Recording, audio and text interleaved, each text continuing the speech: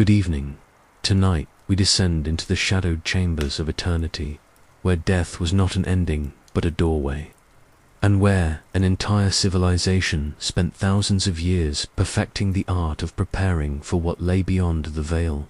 Welcome to ancient Egypt, where the boundary between life and death was as thin as papyrus, and where the promise of immortality came with a price measured not in gold, but in devotion, ritual, and an unflinching acceptance of the macabre. Here, in the land of the Nile, death was the ultimate journey, requiring preparation more elaborate than any earthly expedition.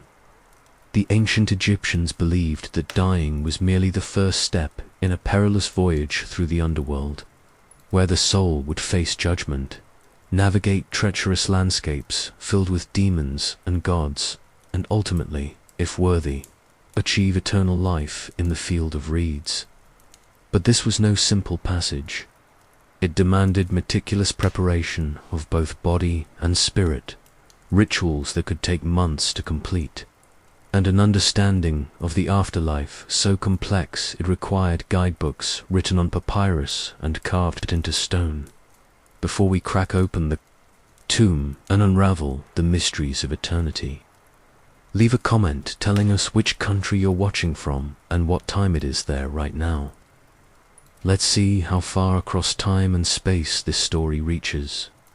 Just as the ancient Egyptians believed their souls would travel through the cosmos to reach the realm of the gods, to understand how the Egyptians prepared for death, we must first understand what they believed death actually was.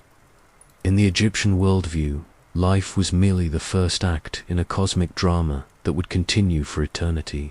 Death was not the cessation of existence, but a transformation, a metamorphosis as profound as a caterpillar becoming a butterfly. But, unlike nature's transformations, this one required human intervention, divine guidance, and an almost obsessive attention to detail.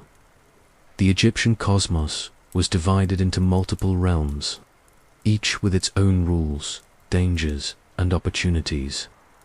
The world of the living, known as the Toi, or two lands, was merely one layer of reality.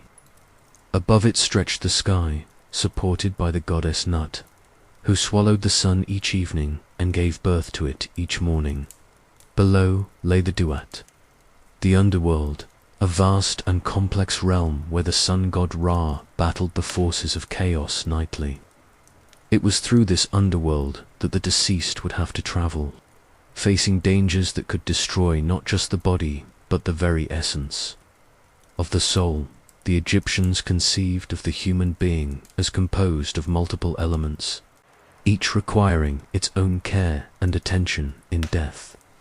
There was the physical body, the Kot, which needed to be preserved for eternity. There was the Ka, a spiritual double that required sustenance and offerings, often depicted as a person's shadow or represented by two upraised arms. The Ba was the personality, the essence of what made each person unique, often depicted as a human-headed bird that could travel between the world of the living and the dead. The Ren was the person's name, which needed to be preserved and spoken to maintain their existence. The Shoit was the shadow, which could be detached and act independently. The IB was the heart, the seat of emotion and thought. And finally, there was the OC, the glorified spirit that could only be achieved through proper preparation and successful navigation of the afterlife's trials. This complex understanding of human nature meant that preparing for death was not simply about preserving a corpse.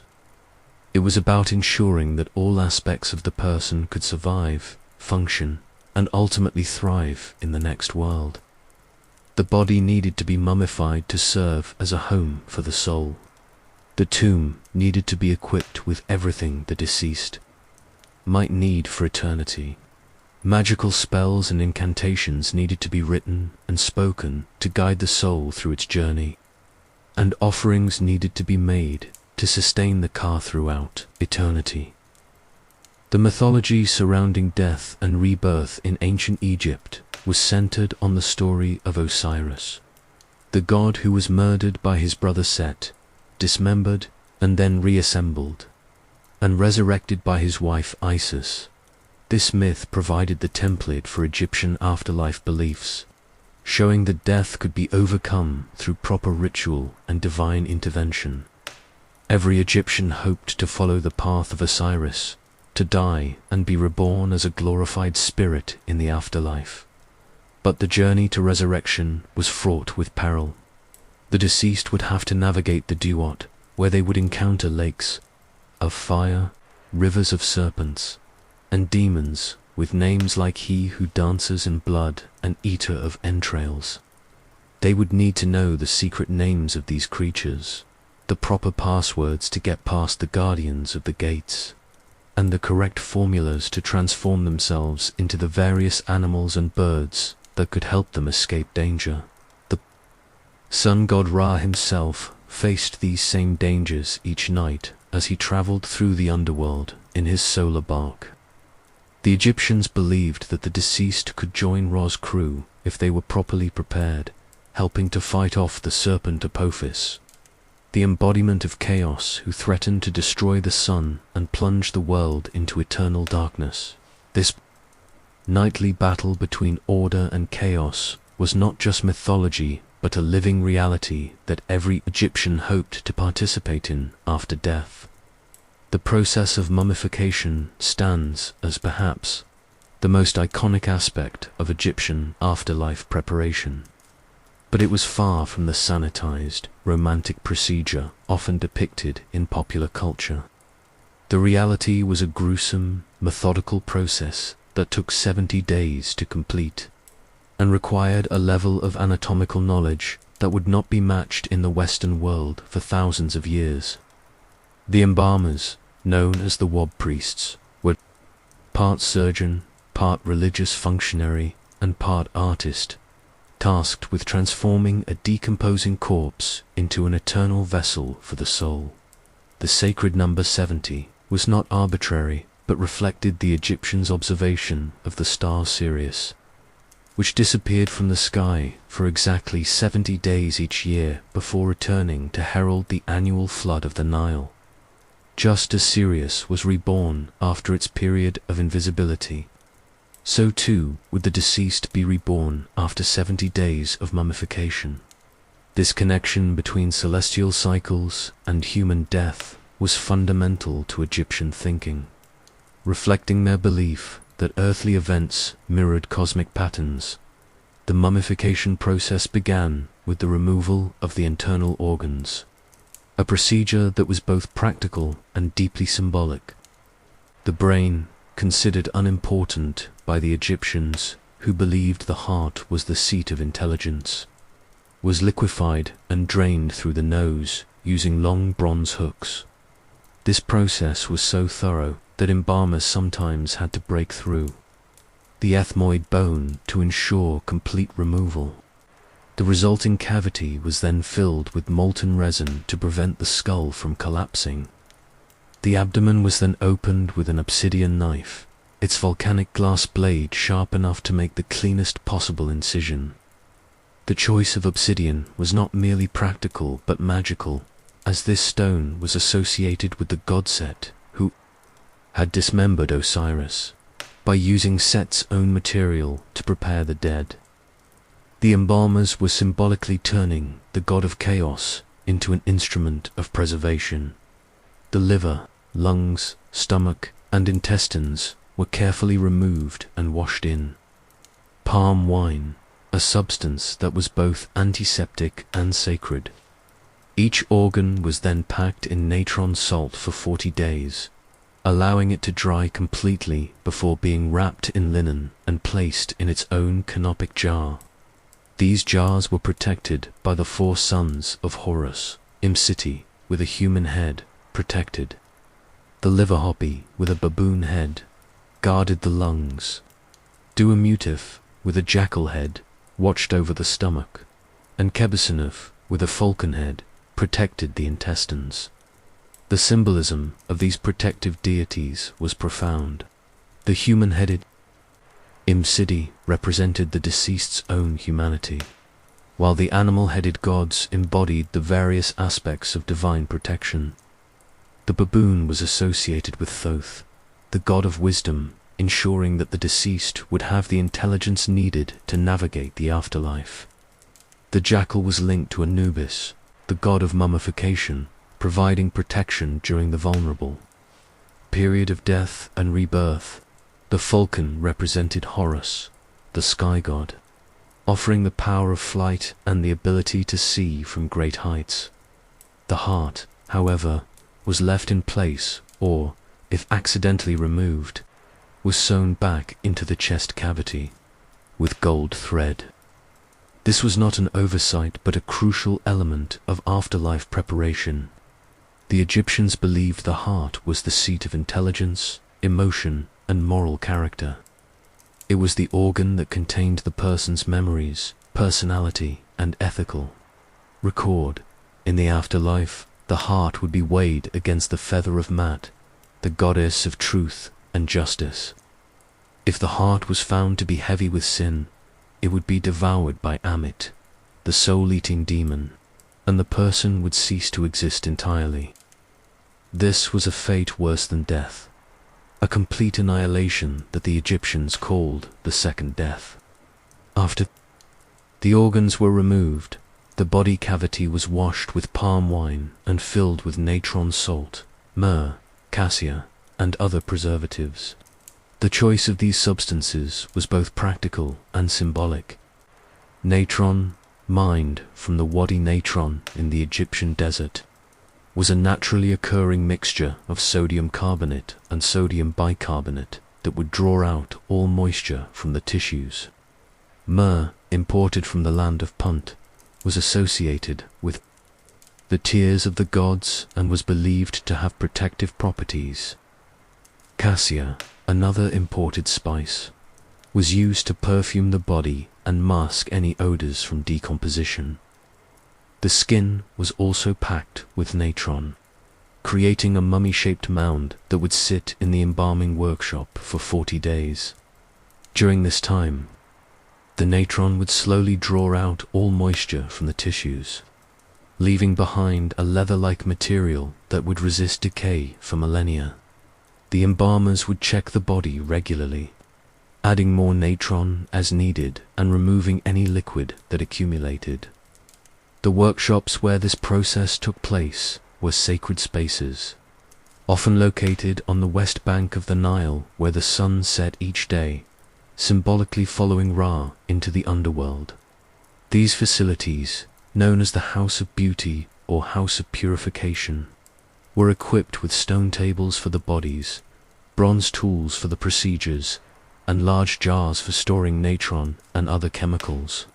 The workshops were staffed by teams of specialists, each with their own role in the complex process. The chief embalmer, who wore a mask of Anubis during the most sacred parts of the procedure, was responsible for making the initial incision and removing the organs.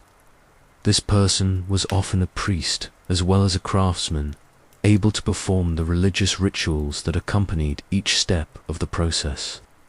The assistant embalmers handled the washing, packing, and wrapping of the body, while apprentices prepared the natron, mixed the resins, and maintained the workshop equipment. After 40 days of desiccation, the body was removed from the natron and washed with water from the Nile, the sacred river that was believed to have purifying properties. The skin was then oiled with cedar oil, palm oil, and other substances to restore some flexibility and prevent cracking. The embalmers would massage the oil into the skin, working to make the body as lifelike as possible. Sometimes, the cheeks and other areas would be stuffed with linen to restore their original shape. The wrapping process was an art form in itself, requiring hundreds of yards of linen bandages and taking weeks to complete. But this was not simply about covering the body. The linen itself was sacred. often taken from the clothing of priests or from the temple workshops where it was woven by religious specialists. The quality of the linen varied depending on the status and wealth of the deceased, with the finest mummies wrapped in linen so thin it was almost transparent. Each finger and toe was wrapped individually, with the embalmers taking care to maintain the natural shape of the extremities. The arms and legs were wrapped separately before being bound to the torso. The head was often wrapped last, with special attention paid to the face. Sometimes the embalmers would place onions over the eyes, their concentric layers symbolizing eternal life, or small pads of linen to maintain the shape of the features. Between the layers of bandages, amulets were placed at specific points on the body, each one inscribed with spells designed to protect and empower the deceased in the afterlife. The heart scarab, often made of green stone and inscribed with Chapter 30b of the Book of the Dead, was placed over the heart to ensure it would not testify against its owner during the weighing ceremony. The spell carved on the scarab would command the heart to remain silent. O my heart, which I had from my mother, O my heart, which I had upon earth, do not rise up against me as a witness in the presence of the Lord of things. Other amulets included the Jed pillar, representing the backbone of Osiris and symbolizing stability and endurance. The Tayat knot, associated with Isis and providing protection. The Ankh, the symbol of life itself. The war scepter, representing power and dominion. And the Eye of Horus, which provided protection and healing. Each amulet had to be made from specific materials and placed in exactly the right location, according to religious texts that specified their positioning down to the inch. The most elaborate mummies, typically those of pharaohs and high nobles, might have hundreds of amulets woven into their wrappings. These were not just decorative, but functional, each one serving a specific purpose in the afterlife journey. The amulets were often made from precious materials like gold, silver, and semi-precious stones, their value representing the deceased's investment in their eternal future. The face was often covered with a mask made of cartonnage, linen and plaster molded into an idealized representation of the deceased. These masks were painted with gold and precious pigments, transforming the deceased into a divine being. The gold was not merely decorative, but had deep religious significance, as gold was considered the flesh of the gods, imperishable and eternal. By covering the face with gold, the deceased was symbolically transformed into a god themselves. The most famous example of this practice is the burial mask of Tutankhamun, made from over 20 pounds of solid gold and inlaid with lapis lazuli, carnelian, and colored glass. The mask presents the young pharaoh as Osiris, with the traditional false beard and the Urius serpent on his forehead. The eyes are inlaid with obsidian and quartz, giving them a lifelike appearance that was intended to allow the deceased to see in the afterlife. But mummification was only available to those who could afford it, and even then there were different levels of service. Herodotus, the Greek historian who visited Egypt in the 5th century BCE, described 3 different methods of mummification offered by the embalmers. The most expensive, costing about as much as a talented craftsman might earn in several years, involved the full removal of organs and 70 days of natron treatment. The middle option, more affordable but still expensive, involved injecting the body with cedar oil to dissolve the organs internally, then draining them out through the anus. The cheapest method involved simply washing out the abdomen with a syringe and drying the body in natron for 70 days without removing any organs. Even the cheapest form of mummification was beyond the reach of most Egyptians. The majority of the population, the farmers, laborers, and craftsmen who made up the backbone of Egyptian society could not afford even the most basic embalming services. These people were buried in simple pit graves in the desert, often wrapped in red mats or cheap linen.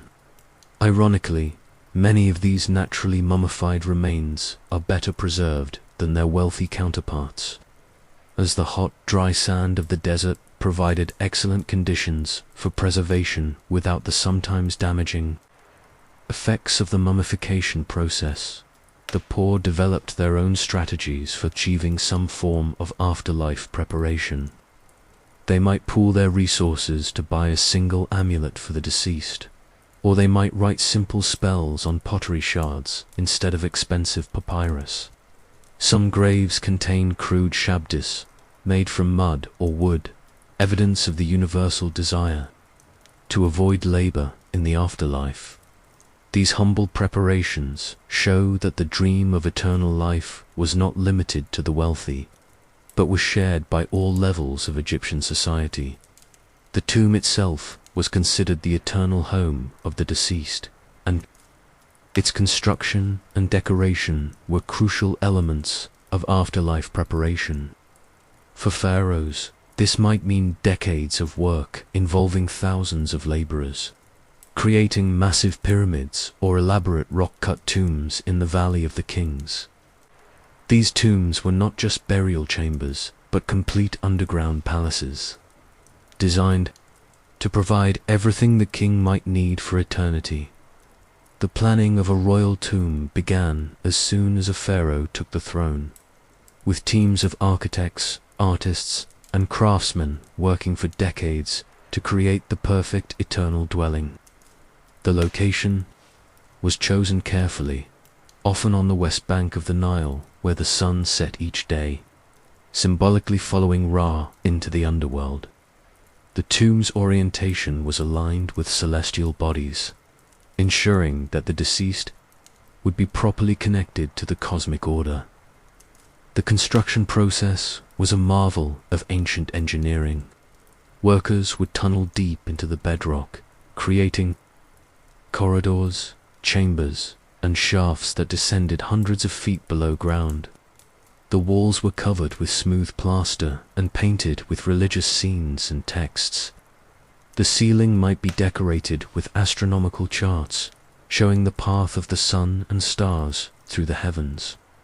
Every detail was planned and executed with precision, as any mistake could have dire consequences for the pharaoh's afterlife journey. The walls of royal tombs were covered with religious texts and images depicting the journey through the underworld. The pyramid texts, carved into the walls of Old Kingdom pyramids, are among the oldest religious writings in the world, containing hundreds of spells designed to ensure the pharaoh's successful transformation into a god.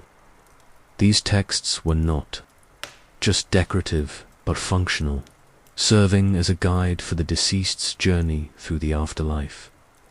The pyramid texts speak of the king's transformation into a star, his ascension to the sky to join the gods, and his role in maintaining the cosmic order. They describe the king's journey through the underworld, his encounters with various deities, and his ultimate rebirth as a divine being. The language is often cryptic and symbolic, filled with references to Egyptian mythology and religious concepts that would have been familiar to the ancient readers, but are often obscure to modern scholars. Later, during the Middle Kingdom, the coffin texts expanded these spells and made them available to nobles and wealthy commoners. These texts were written on the inside of wooden coffins, literally surrounding the deceased with protective magic. The coffin texts included maps of the underworld, spells for overcoming obstacles, and instructions for transforming into various animals and birds. They marked a democratization of afterlife beliefs, extending the promise of eternal life beyond the royal family to the broader elite. Eventually, these texts evolved into the Book of the Dead, a collection of spells that could be written on papyrus and placed in the tomb with the deceased. The Book of the Dead was not actually a single book, but a collection of approximately 200 spells that could be mixed and matched according to the needs and budget of the deceased. Wealthy individuals might commission elaborate papyrus scrolls with beautiful illustrations, while those of more modest means might settle for a few key spells written on cheaper materials. The creation of a Book of the Dead. Papyrus was a complex process that involved multiple craftsmen. The papyrus maker would prepare the writing material from reeds that grew along the Nile, carefully cutting and weaving the strips to create smooth, durable sheets. The scribe would then copy the selected spells in hieroglyphic or hieratic script, using black ink made from carbon and red ink made from ochre for emphasis.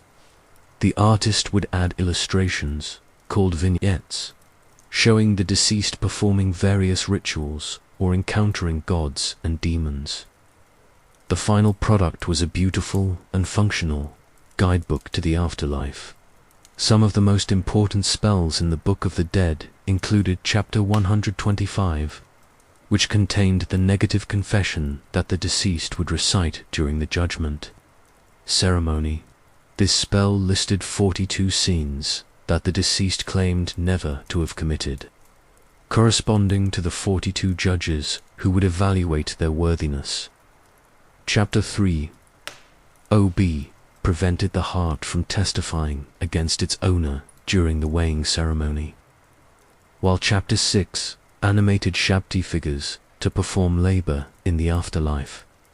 The negative confession itself provides a fascinating window into Egyptian moral values and social concerns.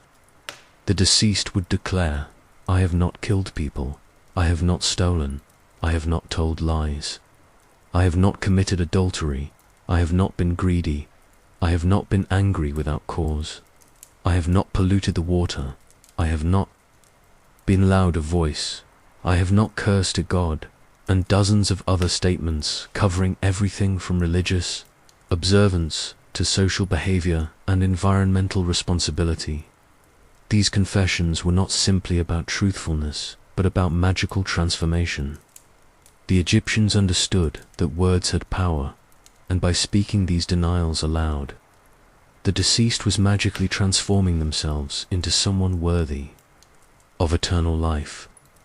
The act of speaking the confession was itself a form of purification, cleansing the soul of sin and preparing it for judgment. Shabda's small, mummiform figurines, usually made of wood, stone, or faience, represent one of the most practical and widespread aspects of Egyptian afterlife beliefs. The Egyptians believed that the afterlife would involve agricultural work, as the field of reeds was conceived as an idealized version of Egypt where the deceased would need to farm and maintain irrigation systems. No Egyptian, regardless of their status in life, wanted to spend eternity toiling in the fields under the hot sun. The word Shabti comes from the Egyptian Shawati, meaning answerer, as these figures were expected to answer when the deceased was called upon to perform labor. The figures were inscribed with Chapter 6 of the Book of the Dead, which commanded them to take the place of their owner. "O Shabti, if I am called upon to do any work which is done in the underworld, you shall say, 'Here I am,' and you shall do it instead of me." Wealthy individuals might be buried with hundreds of Shabtas, sometimes organized into work gangs with overseer figures to direct their labor. The most elaborate Shabti collections included 365 worker figures, one for each day of the year, plus 36 overseer figures, one for each 10-day week of the Egyptian calendar. These miniature armies of workers were equipped with tiny tools, baskets, and even model boats, ensuring that they would be ready for any task that might be required. The quality of Shabtis varied enormously depending on the wealth and status of the deceased. Royal shabtus might be made from precious materials like gold or lapis lazuli, with exquisite detail and craftsmanship. Middle-class shabtus were often made from faience, a glazed ceramic material that could be in molds. The cheapest shabtus were made from wood or even mud, but they served the same function as their more expensive counterparts. The tomb was also stocked with everything the deceased might need for eternity, reflecting the Egyptian belief that the afterlife would be similar to earthly life, but perfected. Food and drink were essential, as the car required regular sustenance to maintain its existence. Tombs contained bread, meat, fruit, vegetables, beer, and wine, often preserved through drying or placed in sealed jars. The food was not just symbolic, but was believed to provide actual nourishment for the deceased. The types of food placed in tombs varied by social status and regional preferences. Royal tombs might contain exotic delicacies like ostrich eggs, imported spices, and rare fruits. Common people's graves might include simple bread and beer, the staples of the Egyptian diet. Some tombs contained complete meals, with bread, meat, vegetables, and drink arranged on pottery dishes, as if the deceased had just sat down to eat. Furniture was provided for comfort and status, including beds, chairs, chests, and tables. These items were often miniaturized versions of the furniture used in life, as the tomb space was limited. The furniture was made from the finest materials available, with royal pieces incorporating gold, silver, and exotic woods. Even middle-class tombs might contain well-made furniture, as these items were seen as essential for maintaining the deceased status in the afterlife. Clothing ensured the deceased would be properly dressed for eternity. Tombs contained tunics, kilts, sandals, and jewelry, often made from the finest materials. The clothing was sometimes the actual garments worn by the deceased in life, while other times it was specially made for burial. The quality and quantity of clothing reflected the deceased's wealth and status, with royal tombs containing dozens of garments made from the finest linen and decorated with gold and precious stones. Cosmetics and jewelry maintained the deceased's appearance in the afterlife. Tombs contained kohl for the eyes, rouge for the cheeks, perfumes, and oils for the skin. Jewelry included necklaces, bracelets, rings, and earrings, often incorporating protective amulets and religious symbols. The cosmetics were not just for vanity, but had religious significance, as proper appearance was believed to be necessary for acceptance by the gods. Tools and weapons provided protection and utility in the afterlife. Tombs might contain knives, bows, arrows, and other weapons for defense against demons and hostile spirits. Tools included farming implements, craftsman's equipment, and household items. These objects were often miniaturized or made from precious materials, transforming practical items into ritual objects.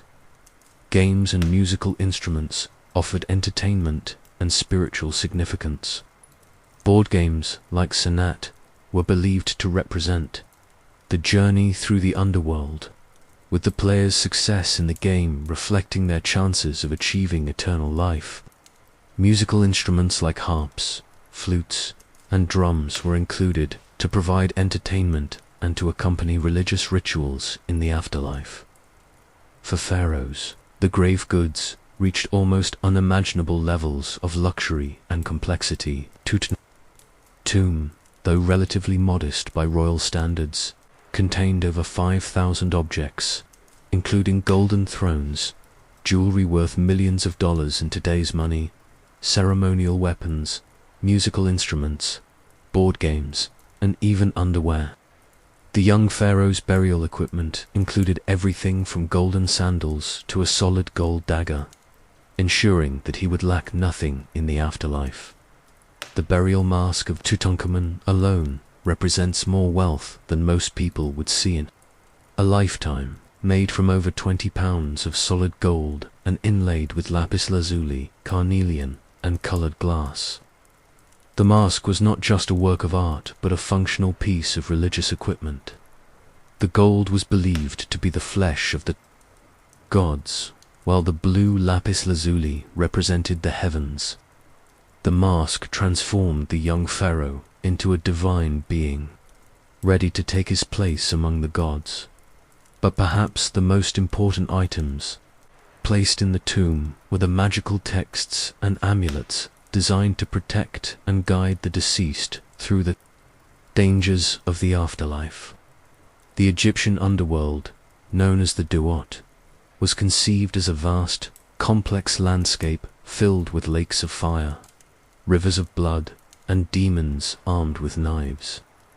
This was not a place of punishment like the Christian hell, but a dangerous realm that all souls had to navigate to reach the afterlife. The Duat was divided into 12 regions, corresponding to the 12 hours of the night during which the sun god Ra traveled through the underworld. Each region had its own challenges, guardians, and opportunities. The first region was a place of judgment, where the deceased would be evaluated by the gods. The second region contained the lake of fire, where the enemies of Ra were burned for eternity. The third region was guarded by serpents and scorpions. The fourth region contained the mound of Khepri, where the sun god was reborn each morning. The walls of royal tombs were decorated with guidebooks to the underworld, complete with maps showing the various regions the deceased would encounter. The Amdiwat, or that which is in the underworld, provided an hour-by-hour account of the sun god's nightly journey, including the names of all the demons and gods that would be encountered along the way. The text was both descriptive and instructional, telling the deceased what they would see and what they needed to do to survive. The Book of Gates described the 12 gates that guarded the underworld, each one requiring a specific password to pass through. The gates were guarded by fierce demons, with names like Swallower of Sinners and He Who Lives on Blood. The deceased had to know the correct words to speak to each guardian, as well as the proper rituals to perform. Failure to provide the correct password could result in being turned away from the gate or, worse, being destroyed by the guardian. The Book of Caverns detailed the caverns where the enemies of Ra were imprisoned and tortured for eternity. These were the souls who had failed to pass the judgment of Osiris, or who had committed crimes so terrible that they deserved eternal punishment. The caverns were described as places of fire and torment, where the damned were burned, dismembered, and devoured by demons, only to be restored and tortured again. These texts were not just decorative, but functional, serving as literal guidebooks that the deceased could consult during their journey. They contained the names of demons, which had to be spoken correctly to gain passage, as well as spells for transforming into various animals and birds to escape danger. Chapter 77 of the Book of the Dead, for example, allowed the deceased to transform into a golden falcon, while Chapter 87 enabled transformation into a snake. These transformations were not just magical, but practical, as different animals had different abilities that could be useful in the underworld. The culmination of the afterlife journey was the judgment ceremony, presided over by Osiris, the god of the dead, and conducted in the Hall of Two Truths. This was the moment when all the preparation, all the spells, all the amulets would be put to the ultimate test. The ceremony was both a legal trial and a religious ritual, determining whether the deceased was worthy of eternal life or deserved to be destroyed.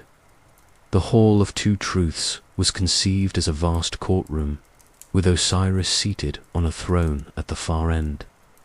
The The god was depicted as a mummified figure, his skin green to represent rebirth and regeneration. He wore the white crown of Upper Egypt and held a crook and flail, symbols of his authority over the dead. Beside him stood his wife Isis and his sister Nephthys, while the god Anubis conducted the weighing ceremony. The deceased would enter the hall accompanied by their guardian spirits and present themselves before the tribunal of 42 judges, each representing a different nome or province of Egypt. These judges were not neutral arbiters, but fierce deities with names like He Who Eats Blood and Bonebreaker.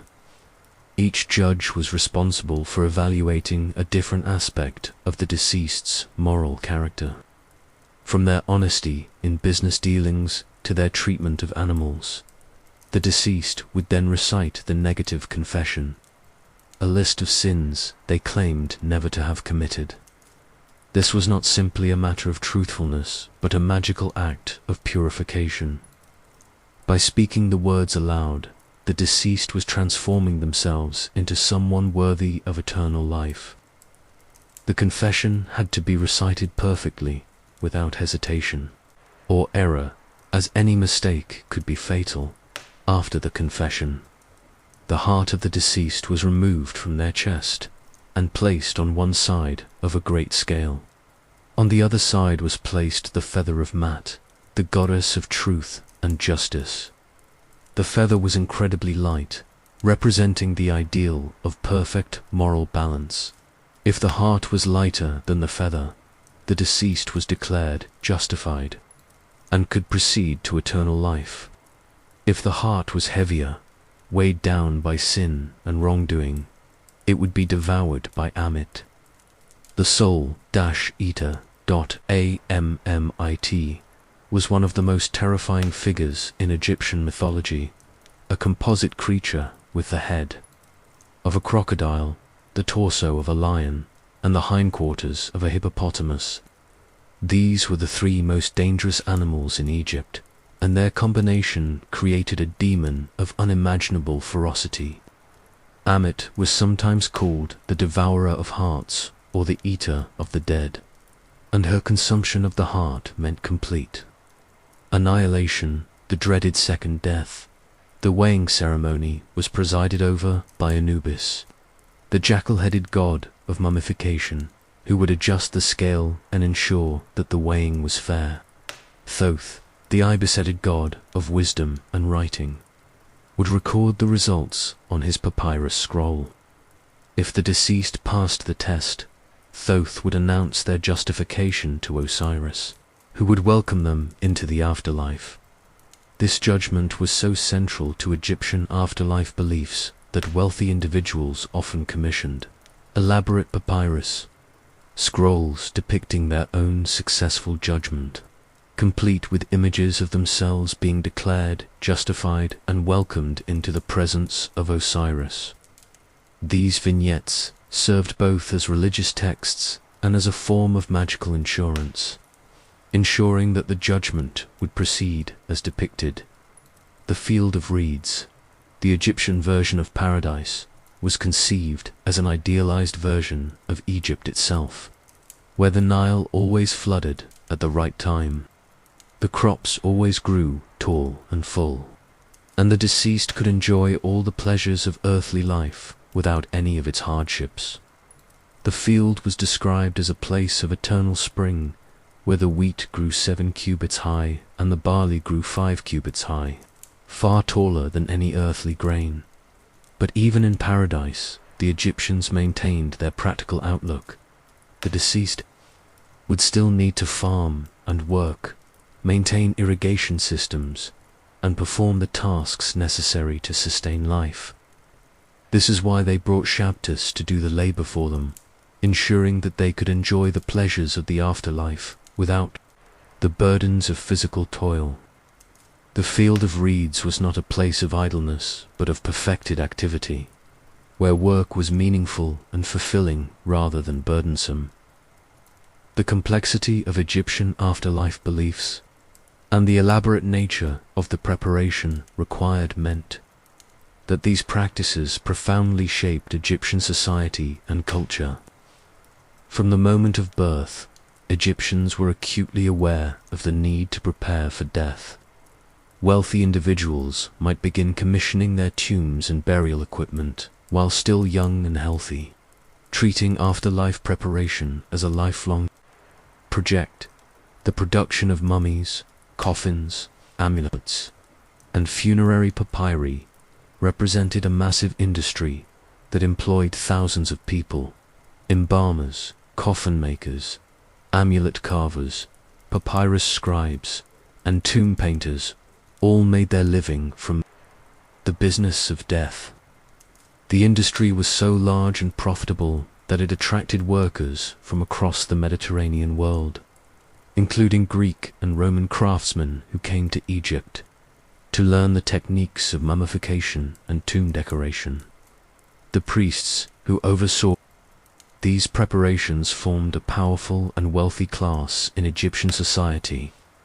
The embalmers, in particular, held a unique position, as they were the only people authorized to handle the sacred process of mummification. They were often hereditary specialists, passing their knowledge and techniques down through generations.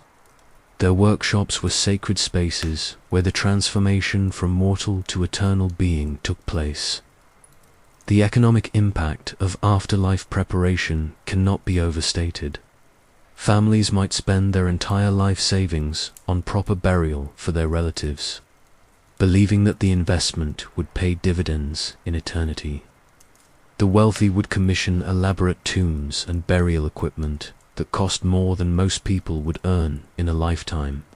The poor would pool their resources to provide even basic afterlife preparation, understanding that the stakes were too high to ignore. The tomb robbery that plagued ancient Egypt was driven not just by greed, but by the incredible wealth that was buried with the dead.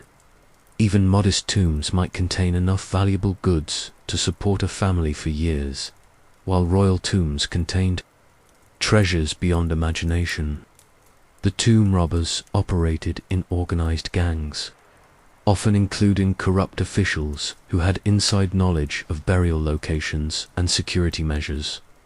The robbers faced severe penalties if caught, including death by impalement or being burned alive, but the potential rewards were so great that many were willing to take the risk. Some tomb robbery was carried out by the very workers who had built the tombs, as they knew the layout and the location of the most valuable items. Others were inside jobs, involving corrupt priests or officials who had legitimate access to the burial sites. The most successful tomb robbers showed a shrewd understanding of Egyptian religious beliefs. They would carefully remove valuable items like gold, silver, and precious stones while leaving religious texts and protective amulets intact. This suggests that even criminals feared the spiritual consequences of their actions, even as they ignored the legal penalties. Some robbers would even perform purification rituals before entering tombs, hoping to protect themselves from curses and supernatural retribution. The curses inscribed on tomb walls and burial equipment were not just empty threats, but reflected a genuine belief in the power of the dead to protect their resting places. These curses called down the wrath of gods on anyone who would disturb the deceased, threatening them with disease, death, and eternal torment. The curses were often highly specific, naming particular punishments for particular crimes. Disturbing the mummy might result in being strangled by invisible hands, while stealing grave goods could lead to being consumed by crocodiles or bitten by serpents.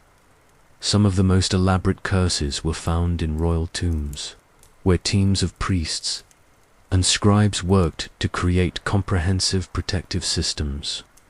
The curse of Tutankhamun, while largely a modern invention, reflects the genuine fear that ancient Egyptians had of disturbing the dead. The real curses found in Egyptian tombs are far more poetic and terrifying than anything Hollywood has imagined. Calling upon the power of gods like Sekhmet, the lion-headed destroyer, and Sobek, the crocodile god, to punish violators. The practice of mummification and elaborate burial also had profound effects on Egyptian understanding of anatomy and medicine.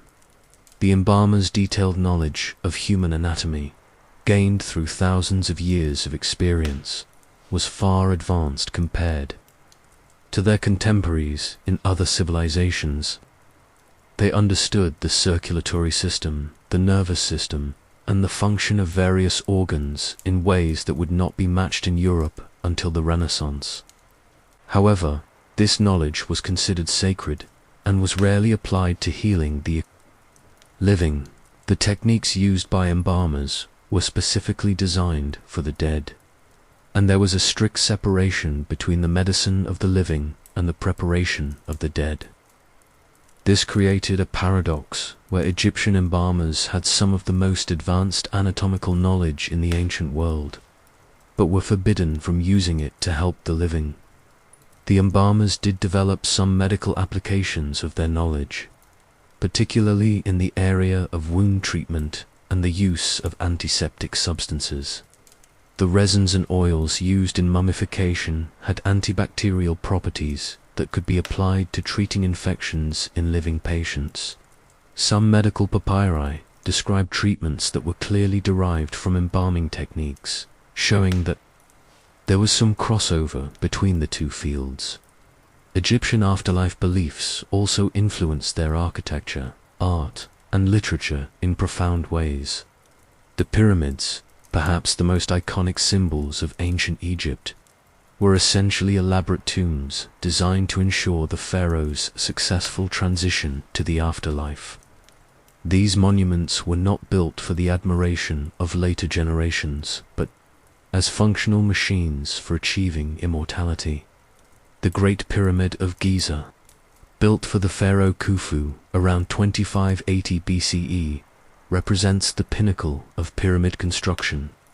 Standing originally at 481 feet tall and containing over 2.3 million stone blocks, it was the tallest human-made structure in the world for over 3,800 years. But its size was not just about displaying royal power. Every aspect of its design was determined by religious requirements. The pyramid's orientation, aligned precisely with the cardinal directions, connected the pharaoh with the cosmic order. The internal chambers and passages were designed to facilitate the king's journey to the afterlife, with the so-called king's chamber serving as the launching point for his transformation into a star. The pyramid texts, carved into later pyramids, describe this transformation in detail, showing how the king would ascend through the pyramid to join the circumpolar stars that never set. The construction of a pyramid required extraordinary resources and organization. The Great Pyramid alone required an estimated 20,000 workers laboring for 20 years, consuming enormous quantities of food, tools, and materials. The limestone blocks were quarried nearby, but the granite for the internal chambers was brought from Aswan, over 500 miles to the south. The precision of the construction is remarkable, with the base of the pyramid accurate to within just 2.3 centimeters. The workers who built the pyramids were not slaves, as is often depicted in popular culture, but skilled craftsmen and laborers who were well fed and cared for. Recent archaeological discoveries have revealed the workers' villages, complete with bakeries, breweries, and medical facilities. The workers were organized into teams with names like Friends of Khufu and Drunkards of Menkaure, showing a sense of pride and camaraderie in their work. Egyptian art, with its distinctive style that remained virtually unchanged for over 3,000 years, was primarily funerary in nature.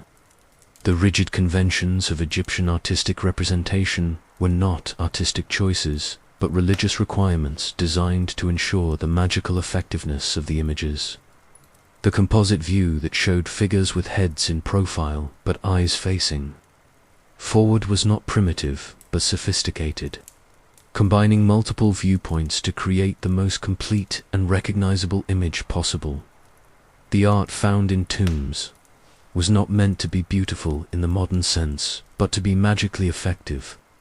The images of food, drink, and servants painted on tomb walls were designed to provide these things for the deceased in the afterlife through sympathetic magic.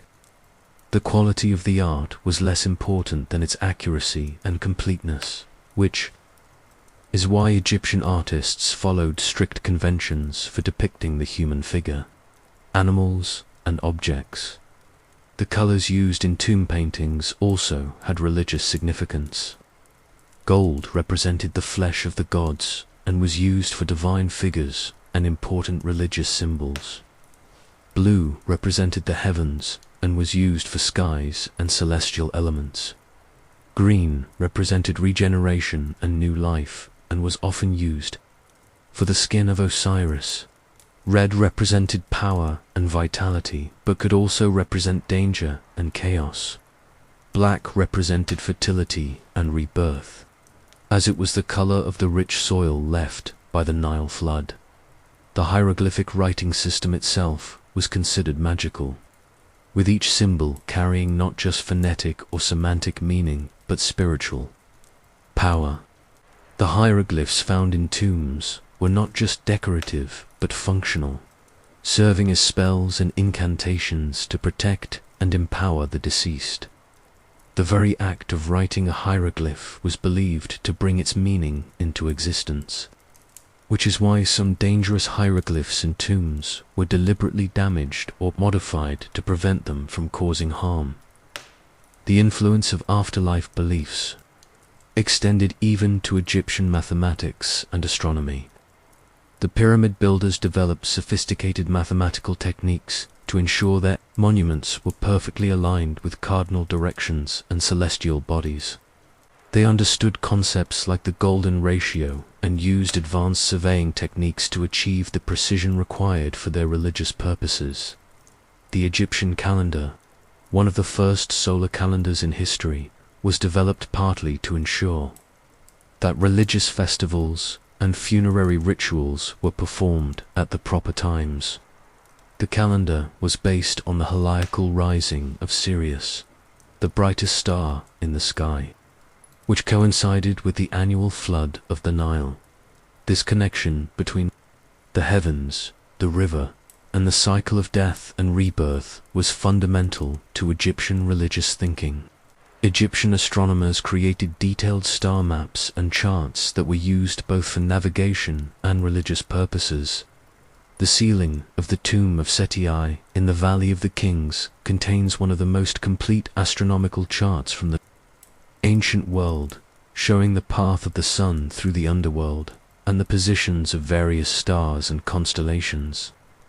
These charts were not just decorative, but functional, helping the deceased navigate the celestial realm in the afterlife. But perhaps the most profound impact of Egyptian afterlife beliefs was on the individual level. Every Egyptian, from the pharaoh to the humblest farmer, lived their entire life with the knowledge that their actions would be judged in the hall of two truths. This created a moral framework that emphasized personal responsibility, truthfulness, and social harmony. The fear of being found wanting in the afterlife judgment was a powerful, motivating force that shaped behavior. Throughout life, the democratization of afterlife beliefs over time also had significant social implications. While initially only pharaohs were guaranteed eternal life, gradually these beliefs were extended to nobles, then to all Egyptians who could afford the proper preparations. This created a society where social mobility was limited not just by economic factors, but by access to eternal life itself. The wealthy could purchase elaborate mummification and tomb equipment, while the poor had to rely on simple burial and hope for divine mercy. The middle classes developed their own strategies for achieving afterlife security. They might form burial clubs, pooling their resources to provide proper preparation for their members. They commissioned simpler versions of the elaborate burial equipment used by the wealthy, creating a thriving market for middle-class mummies, coffins, and funeral goods. The Book of the Dead was condensed into shorter, more affordable versions that contained the most essential spells. The role of women in Egyptian afterlife preparations was notably more egalitarian than in many other ancient civilizations. Women could be mummified and buried with the same care as men, and they enjoyed the same access to eternal life. Some of the most elaborate mummies ever discovered have been those of women, including queens and noble ladies who were buried with treasures, rivaling those of male pharaohs. Women also played important roles in the funerary industry itself. Female mourners were hired to wail and lament at funerals, their grief helping to ensure that the deceased would be properly honored. Women served as priestesses in funerary cults, maintaining the offerings and rituals that sustained the dead. Some women became embalmers themselves, particularly specializing in the preparation of female corpses. The geographic constraints of Egypt also shaped afterlife beliefs and practices in fundamental ways. The clear division between the life-giving Nile Valley and the deadly desert created a natural metaphor for the boundary between life and death. The desert was seen as the realm of the dead, a place of danger and testing where only the properly prepared could survive.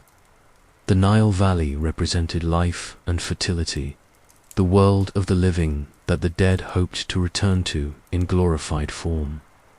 This geographic symbolism was so powerful that it influenced burial practices throughout Egyptian history.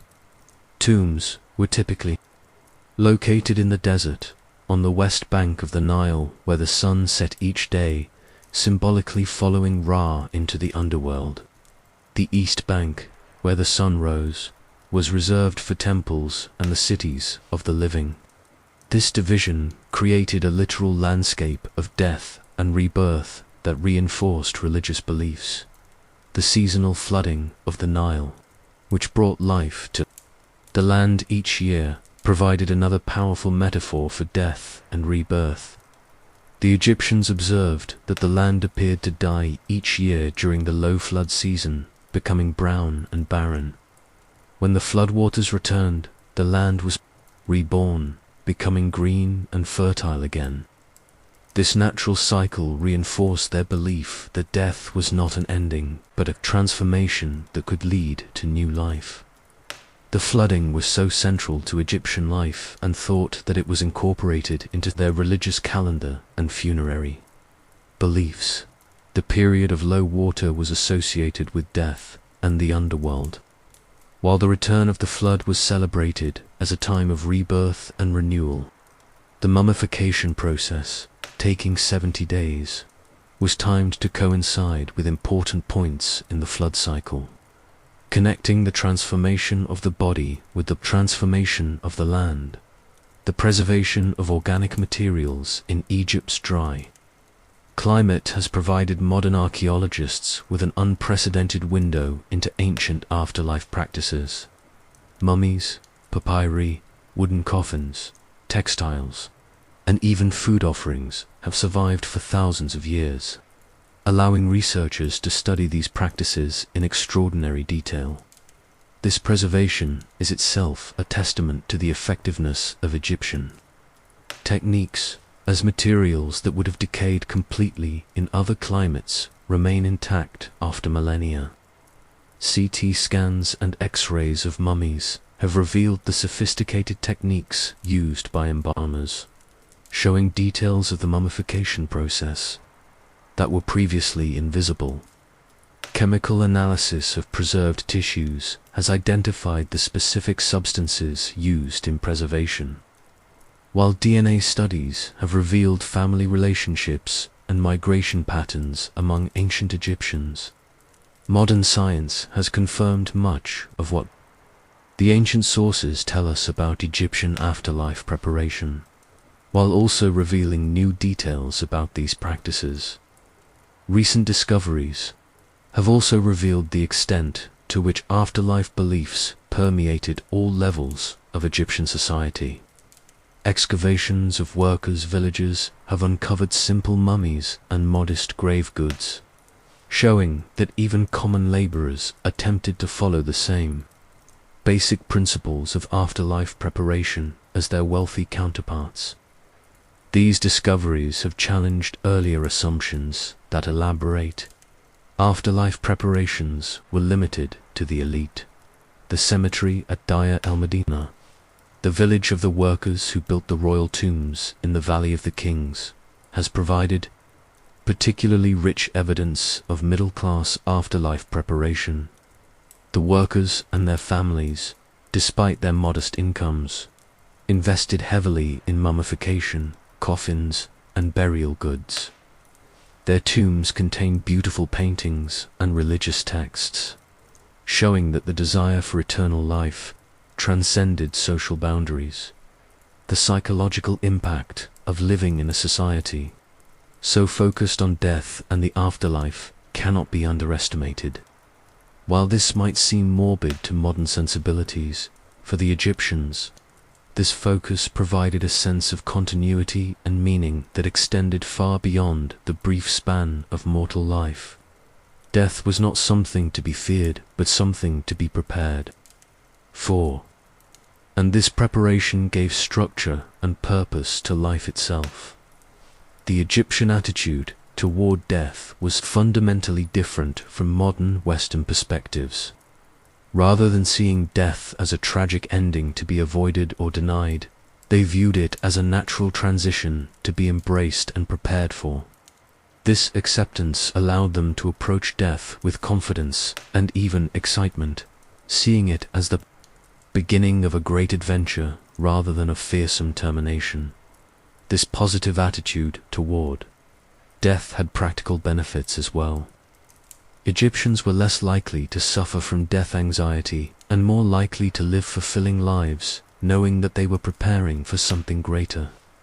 The elaborate burial preparations provided a sense of control over fate, allowing individuals to feel that they were actively working toward their own immortality, rather than being passive victims of circumstances. The influence of Egyptian afterlife beliefs extended far beyond Egypt's borders and far beyond the ancient period. Greek and Roman writers were fascinated by Egyptian funerary practices, and their accounts have preserved details about these beliefs that might otherwise have been lost. Herodotus, Diodorus, Siculus, and other ancient historians provided detailed descriptions of mummification and burial practices that remain valuable sources of information today. The mysteries of Isis and Osiris, which promised initiates a blessed afterlife, spread throughout the Mediterranean world during the Hellenistic and Roman periods. These mystery religions adapted Egyptian afterlife beliefs for non-Egyptian audiences, creating hybrid belief systems that combined Egyptian concepts with Greek and Roman ideas. The influence of these mystery religions can be seen in early Christian theology, particularly in concepts of death, resurrection, and judgment. The practice of mummification itself became a symbol of Egypt that persisted long after the ancient religion had died out. Greek and Roman elites sometimes sought mummification for themselves, seeing it as a mark of sophistication and wisdom. The technique was practiced in Egypt well into the Christian period, with some Coptic Christians continuing to mummify their dead despite official church disapproval. Even today, the image of the mummy remains one of the most recognizable symbols of ancient Egypt. Popular culture has created its own mythology around Egyptian mummies, often emphasizing horror and supernatural vengeance rather than the original religious concepts. However, these modern interpretations reflect the continuing power of Egyptian afterlife beliefs to capture the human imagination. The darker aspects of Egyptian afterlife beliefs should not be overlooked in our fascination with their achievements. The fear of the second death, complete annihilation, was a powerful and sometimes destructive force that could lead to obsessive behavior and extreme anxiety about proper preparation. Some individuals became so focused on afterlife preparation that they neglected their responsibilities to the living, spending fortunes on burial equipment while their families suffered. The elaborate curses inscribed in tombs reveal a deep fear of disturbance and violation that persisted even into death. These curses, calling down the wrath of gods on anyone who would disturb the deceased, demonstrate the extent to which the Egyptians believed the dead retained power and agency. The curses were often remarkably creative in their threatened punishments, showing a detailed understanding of human fears and vulnerabilities. Some curses threatened physical harm, promising that violators would be attacked by crocodiles, bitten by serpents, or struck by disease. Others threatened spiritual destruction, warning that tomb robbers would be denied access to the afterlife or would be devoured by demons.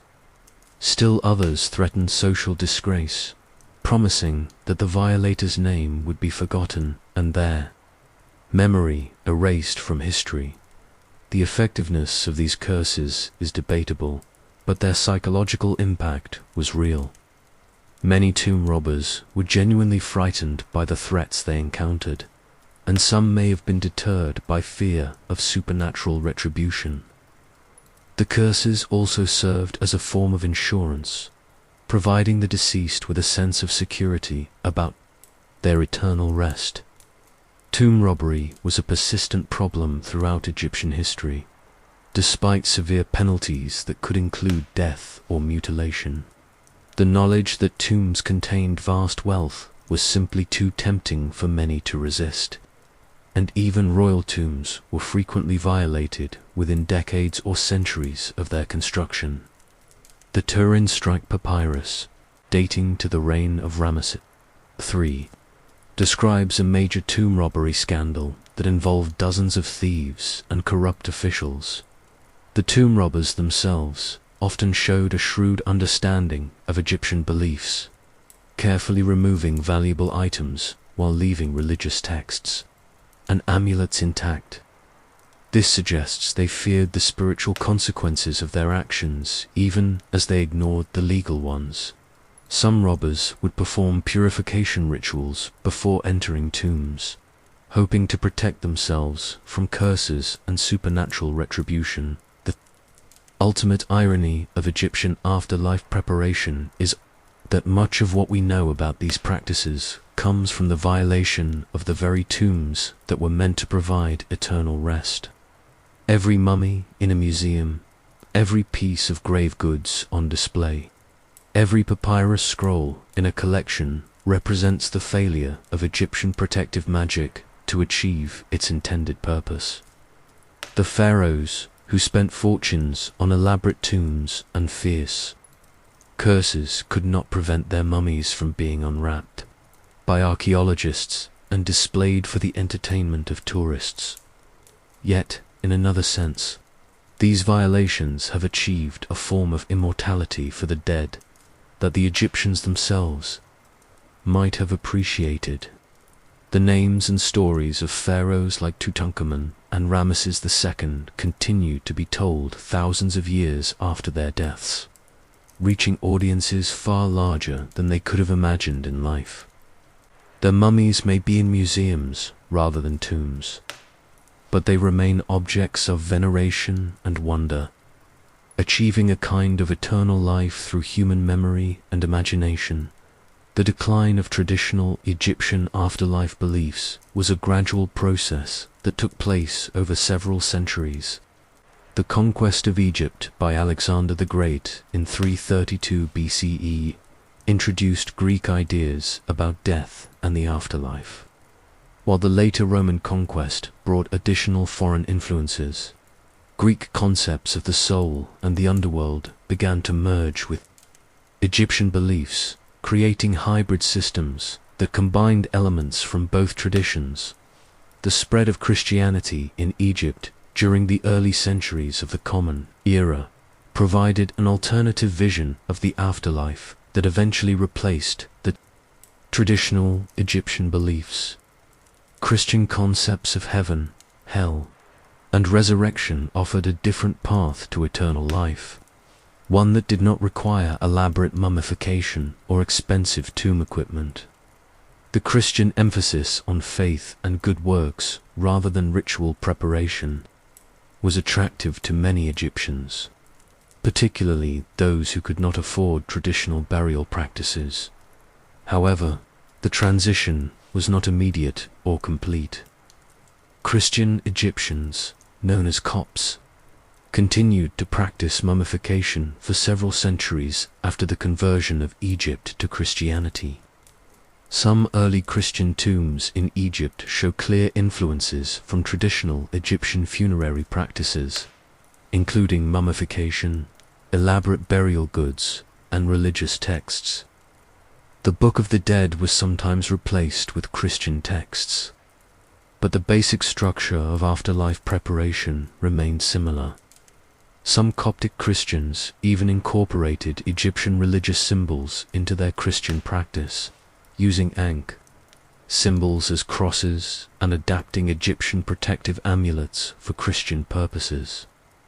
The persistence of these practices shows how deeply embedded Egyptian afterlife beliefs were in the culture and how difficult they were to abandon completely. The final blow to traditional Egyptian afterlife practices came with the Arab conquest of Egypt in 641 CE and the subsequent spread of Islam. Islamic law strictly forbade mummification and elaborate burial practices, seeing them as idolatrous and contrary to divine will. The new Muslim rulers actively suppressed traditional Egyptian religious practices, destroying temples and persecuting those who continued to follow the old ways.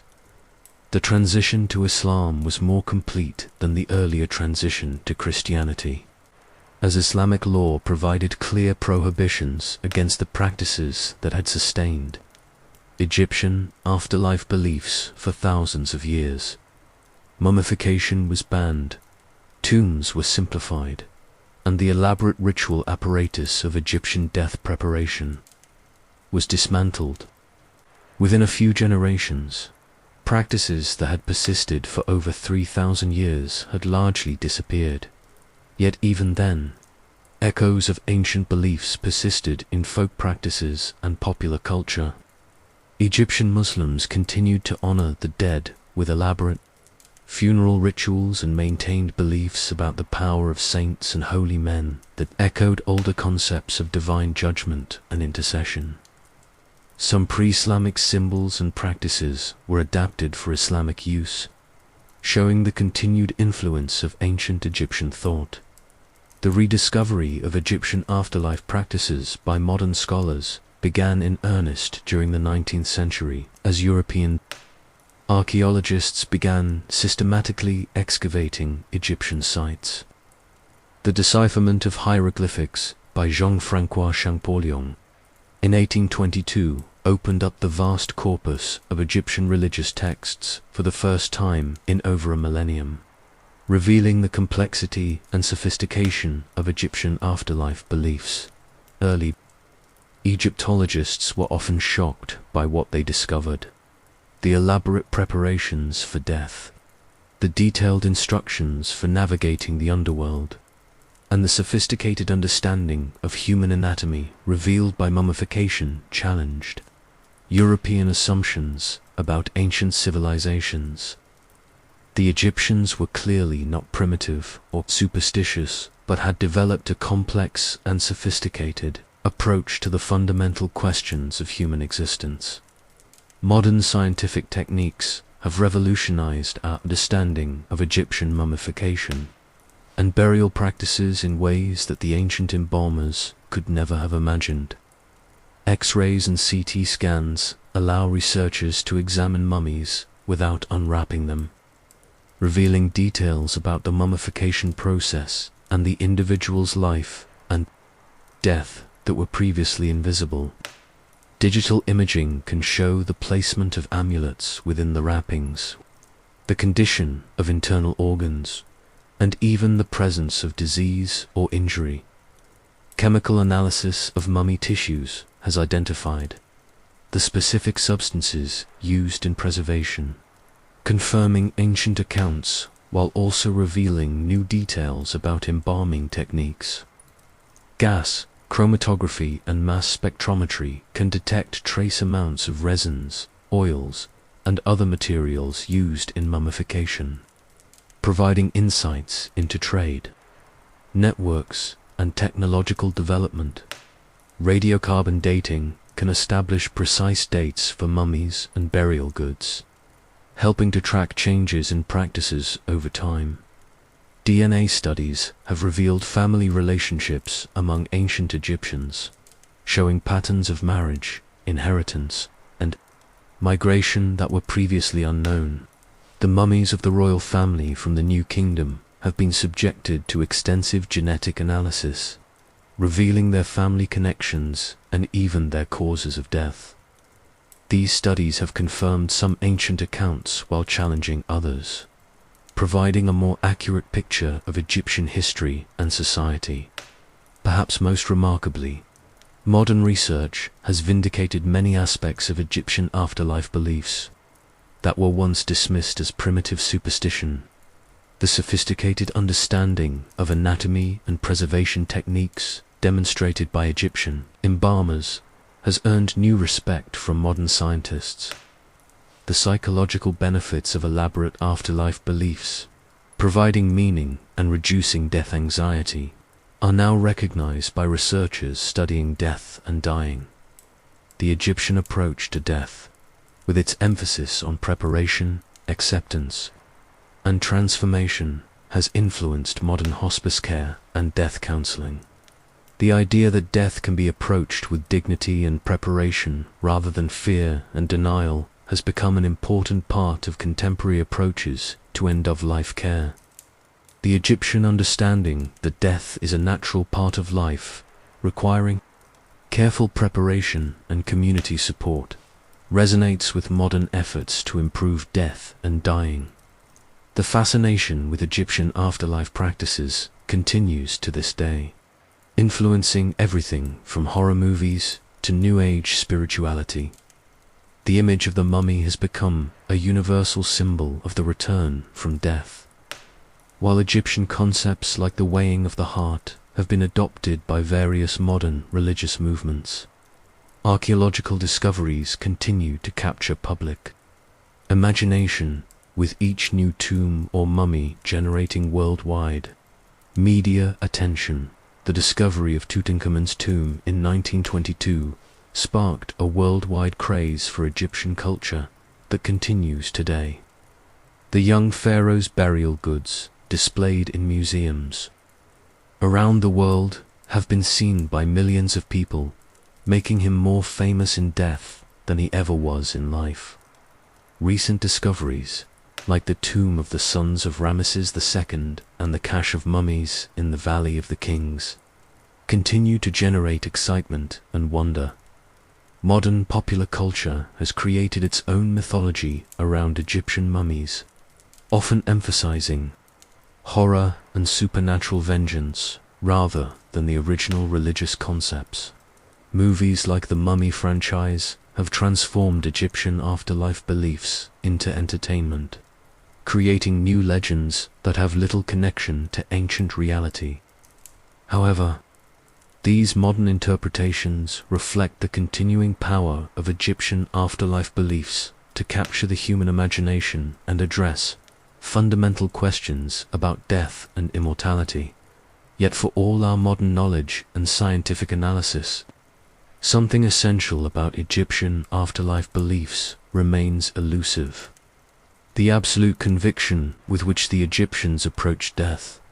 Their unwavering belief that proper preparation could ensure eternal life reflects a worldview so different from our own that it can be difficult to truly comprehend. We can study their techniques, analyze their beliefs, and admire their achievements, but we cannot fully recapture the mindset that made such elaborate preparation for death seem not just desirable but absolutely necessary. The Egyptian achievement in afterlife preparation was not just technical but spiritual and cultural. They created a comprehensive system that addressed not just the practical problems of preserving the body but the deeper questions of meaning, purpose, and continuity that death poses for all human beings. Their answer to mortality was not to deny death or to fear it, but to embrace it as an opportunity for transformation and transcendence in the end. The Egyptian approach to afterlife preparation represents one of humanity's most sustained and sophisticated attempts to overcome the finality of death. For over 3,000 years, an entire civilization devoted enormous resources and creative energy to the proposition that death was not the end, but the beginning of a new and potentially eternal form of existence. Their methods may seem strange to us, their beliefs outdated, but their fundamental desire to transcend mortality remains as relevant today as it was 5,000 years ago. The tombs may be empty now, the mummies displayed in museums, the spells reduced to academic curiosities, but the questions that drove Egyptian afterlife preparations remain unanswered. What happens when we die? Is there life beyond death? Can proper preparation influence what comes after? The Egyptians believed they had found the answers, and they were willing to bet everything on their solution. Whether they were right or wrong, their effort stands as one of the most impressive achievements in human history, a testament to the power of belief and the enduring human refusal to accept death as the final word. As we conclude our journey through the chambers of eternity, we are left to contemplate our own mortality and the preparations we make, or fail to make, for whatever lies beyond. The ancient Egyptians faced the same uncertainty we face today, but they responded with unprecedented determination and creativity. They transformed death from an ending into a beginning, from a source of terror into an opportunity for transformation. In doing so, they created not just a sophisticated system of afterlife preparation, but a vision of human possibility that continues to inspire and challenge us today. The next time you visit a museum and gaze upon an Egyptian mummy, or read the hieroglyphic inscriptions on a sarcophagus, remember that you are looking at the end result of the most elaborate and sustained preparation for death in human history. Behind every preserved body, every golden mask, every sacred text lies a story of hope, faith, and the unquenchable human desire to live forever. The Egyptians may have failed to achieve physical immortality, but in their very attempt, they achieved something perhaps even more valuable. They created a legacy that has outlasted their bodies, their tombs, and their civilization itself, ensuring that their names and deeds will be remembered as long as humanity endures. In death, they found the immortality that eluded them in life, not through magic or divine intervention, but through the power of human memory and the enduring fascination with their extraordinary attempt to conquer the grave.